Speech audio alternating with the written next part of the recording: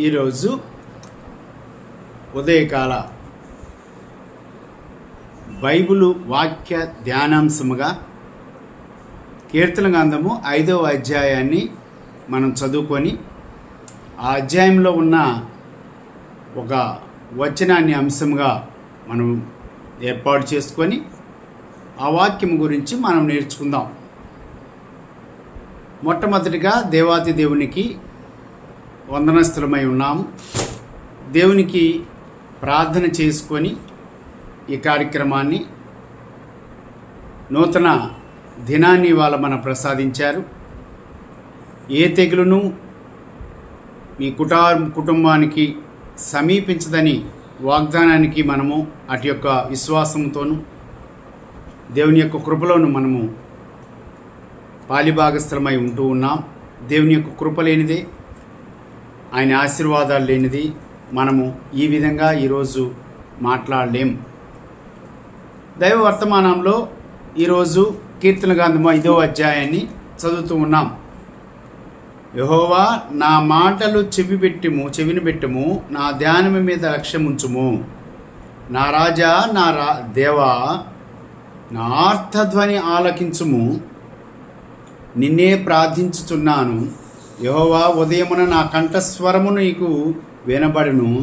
ఉదయమున నా ప్రార్థన నీ సన్నిధిని సిద్ధము చేసి కాచియుందును.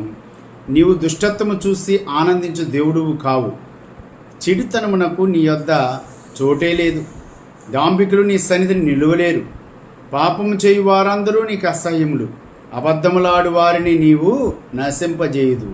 కపటము చూపి నరహత్య జరిగించువారు యెహోవాకు అసహ్యులు. నేనైతే నీ కృపాతిశయమును బట్టి నీ మందిరంలో ప్రవేశించెదను. నీ ఎడల భయభక్తులు కలిగి నీ పరిశుద్ధాలయము దిక్కు చూసి నమస్కరించెదను. యెహోవా, నా కొరకు పొంచి ఉన్న వారిని బట్టి నీ నిత్యానుసారము నన్ను నడిపింపుము. నీ మార్గమును నాకు స్పష్టంగా కనపరచుము. వారి నోట యథార్థత లేదు. వారి అంతరంగము నాశనకరమైన గుంట. వారి కంఠము తెరసిని సమాధి. వారు నాలుగుతో ఇచ్చలమ్ములాడుదురు. దేవా, వారు నీ మీద తిరగబడి ఉన్నారు. వారిని అపరాధులుగాను తీర్చుము. వారు తమ ఆలోచనలో చిక్కుబడి కూలుదురుగాక.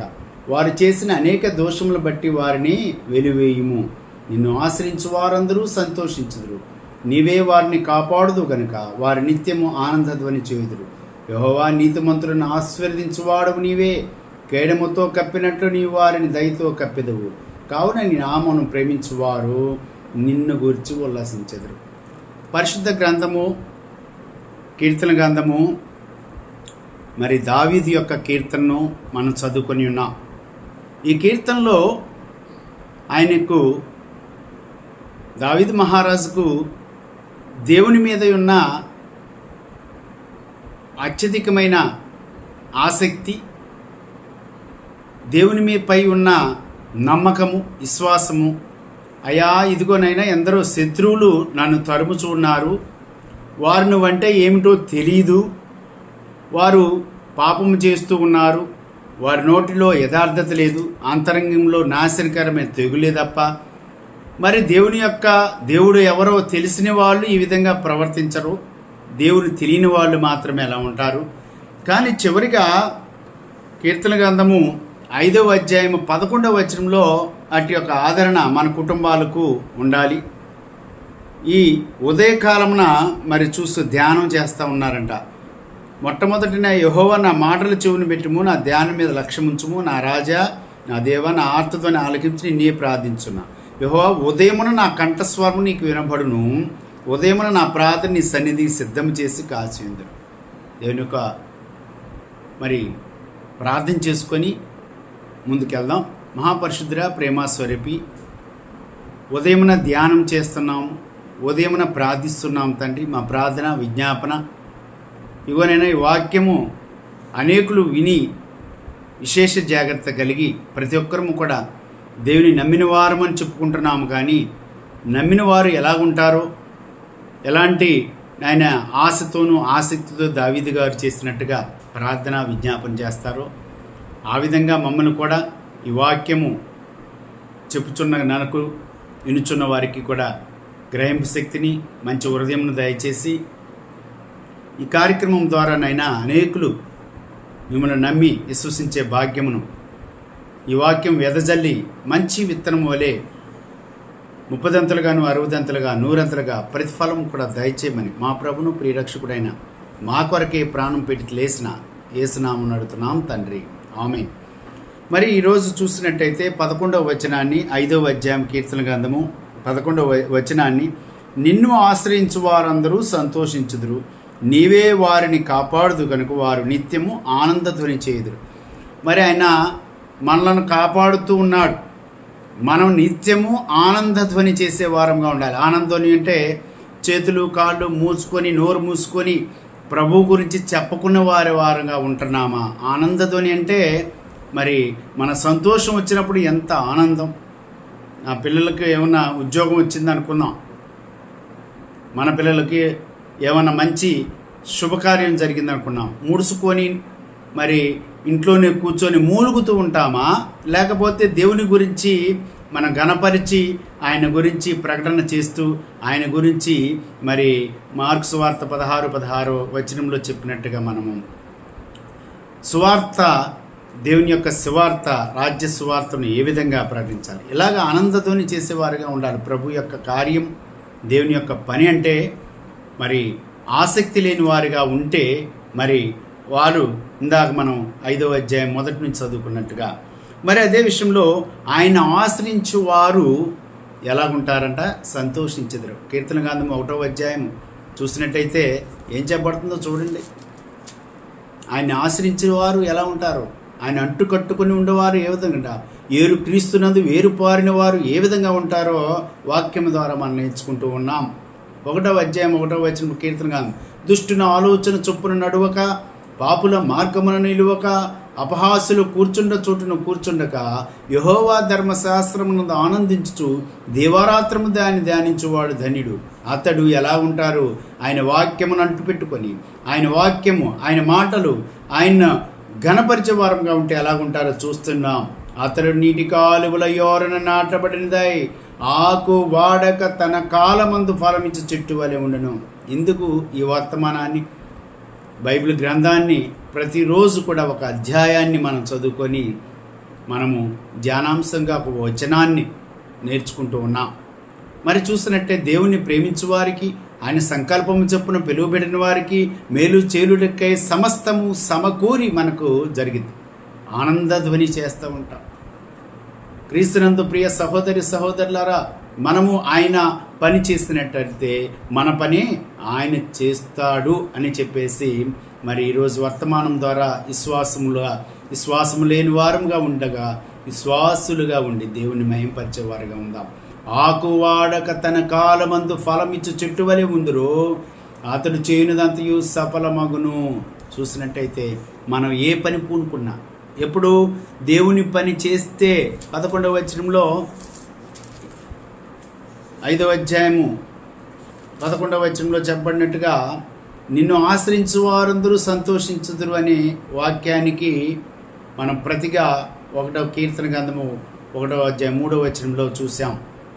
మరి ఆకు వాడక తన కాలమందు ఫలం ఇచ్చే చెట్టు వల్ల అతడు చేయనిదంతయు సఫలమయ్యారు. మనం ఏ పని పూనుకున్నా, ఎక్కడ తిరిగినాను కూడా ఆయనే మనకు తోడుగా ఉంటాడు.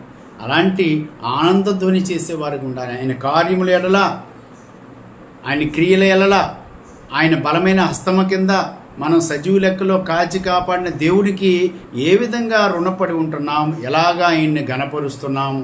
గణపరిచే వారంగా లేకపోతే వారి గొంతుక, వారి నోటి యథార్థత లేదు, వారి అంతరంగము నాశనకరమైన గుంట అంటాడు దేవుడు. ఆయన యొక్క హృదయాలోచన ఎలా ఉండదో మన యొక్క హృదయ ఆలోచనలు ఎలా ఉండయో చూస్తున్నట్టయితే కీర్తన గ్రంథం 40వ అధ్యాయంలో చూసినట్టయితే మరి ఇదే దావీదు గారు మరికొన్ని వచనాలు 40:16 వచనంలో దేవుని యొక్క ఆయన నిజంగా ఎతికేవారు ఆనందధ్వని చేస్తారు, ఆయన నిజంగా ఆరాధించేవారు, మహింపరిచేవారు ఎలా ఉంటారో నీటి కాలువల యోరన నాటబడినదై ఆకువాలక ఎప్పుడు పచ్చగా ఉంటాయి, వెట్ట మాత్రం కలగదంట. మరి ఇక్కడ కూడా 40వ అధ్యాయంలో 11వ వచనంలో మరి చూసినట్టు 16వ వచనంలో చదువుతున్నాం. నిన్ను వెతుకువారందరూ నిన్ను గూర్చి ఉత్సాహించి సంతోషించుదురుగాక. ఆమేన్. అదేవిధంగా మనమందరం ఉండాలి. నిన్ను వెతకువారందరూ నిన్ను గూర్చి ఉత్సాహించి సంతోషించుదురు కాదు. నిజంగా ఇటు యొక్క ఆనందం, ఉత్సాహం మనలో ఉంటే ప్రతిదినము ఉదయం లేగిన దగ్గర నుంచి ఆయనకు మహిమ స్తోత్ర గీతములు పాడుతూ ఉన్నాం. ఇటు యొక్క కార్యక్రమం ద్వారా మీరు వింటున్న వాక్యాన్ని ప్రియ సహోదరులారా చాలా శ్రద్ధ కలిగి హృదయమును తెలుసుకొని బైబిల్ తెలుసుకొని చదివినట్టయితే మనం అర్థం చేసుకుంటాం దేవుడు అంటే ఏమిటి. నీ రక్షణ ప్రేమించువారు యెహోవా మహిమ పరుచుబడునుగాక అని నిత్యము చెప్పుకొందురుగాక. చూస్తున్నట్లయితే ఆయన నిజముగా వెతికేవారు ఎలా ఉంటారు? ఉత్సాహంగాని ఇందాక 5వ అధ్యాయము 11వ వచనంలో ఆనందధ్వని చేస్తారంట. మరి ఎప్పుడు కూడా మనము ఆశీర్వాదకరమునకు వారసులుగా ఉండాలనే వాక్యం ద్వారా మనం యెషయా గ్రంథము 65వ అధ్యాయంలో చూసినట్టయితే మనం అందరం కూడా వాక్యాలను మనం విధేయులవుదాం, వాక్య ప్రకారంగా మనం ప్రవర్తిద్దాం.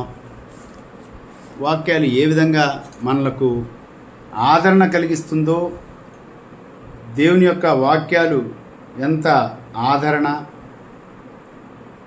మన ప్రయాస ప్రభునందు వ్యర్థము కాదని ప్రభు చెప్పినట్టుగా దేవుని యొక్క వాక్యాలకు మనం విధేయులవుదాం.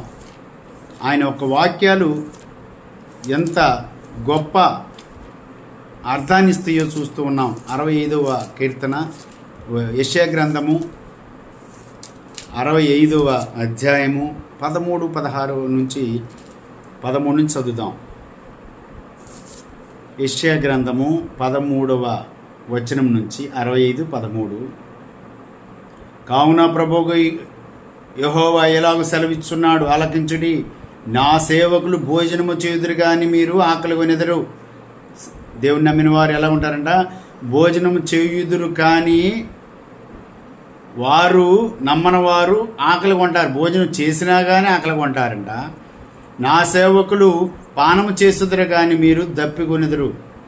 నా సేవకులు పానం చేసేదురు కానీ ఏమున్నా లేకపోయినా ఆయన ఉన్నాడు కాబట్టి మనకు నిండుగా భోజనము, ఆహారము, మరి పానీయము మొత్తం సమస్తం కూడా ఆయన తీర్చేవాడు. కానీ ఎదుటివారు, శత్రువులైన వారు, దేవుని ఎరిగిన వారు ఎప్పుడు కూడా ఆకలి కొంటారంట, దప్పికొంటారు.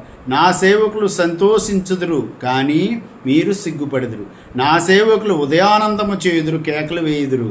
మీరు చింతాక్రాంతులై ఏడ్చుదురు, మనోదుఃఖము తెగ ప్రలాపించదురు. దేవుణ్ణి నమ్మని వారు మనోదుఃఖముతో ప్రలాపించి ఏడుస్తూనే ఉంటారంట ఎప్పుడు. మరి చూసినట్టయితే వాక్యాల్లో మనము రోమీలకు రాసిన పత్రిక, దేవుని ప్రేమించు వారికి, ఆయన సంకల్పం చొప్పున పిలువబడిన వారికి మేలు కలుగుటకై సమస్తము సమకూరి జరుగుచున్నదని ఎరుగుదాం. మనం దేవుని పిల్లలం. ఆయన ప్రేమించే వారికి, ఆయన గణపరిచే వారికి దేవుని పిల్లలగుటకు ఆయన అధికారము మనకు అనుగ్రహించారని వాక్యము ద్వారా మనం నేర్చుకుంటూ ఉన్నాం. అపొస్తలుడైన మరి పౌలు గారు కూడా అనేక మార్లు నేను ఒకవేళ నా శరీర సంబంధమైన వాటికి లోనయ్యి దేవుని మరిచిపోతానేమో అని చెప్పేసి నా శరీరంలో ఒక ముళ్ళు ఉంచుకున్నారట. ఆత్మీయ ముళ్ళు. అది ఎప్పుడు గుచ్చుకుంటూ ఉంటుంది. గుచ్చుకున్నప్పుడు మాత్రము దేవుని యొక్క పనులు చేసేవారంగా ఉంటాం. ఇటు యొక్క ఆదరణకర వాక్యాలు నేర్చుకుంటున్న మీ అందరికీ కూడా ప్రత్యేకమైన వందనాలు. మరి ఈ యూట్యూబ్ ద్వారా నేను ఈ అంశం మరి మెసేజ్ని పెడుతూ ఉన్నాను. మీరు సబ్స్క్రైబ్ చేసినట్లయితే నేను చెప్పే వాక్యాలు పరిశుద్ధమైనవి. నేను బయట లోక సంబంధమైన వాక్యాలు ఏమీ చెప్పి ఉండలేదు, మీ అందరికీ తెలుసు.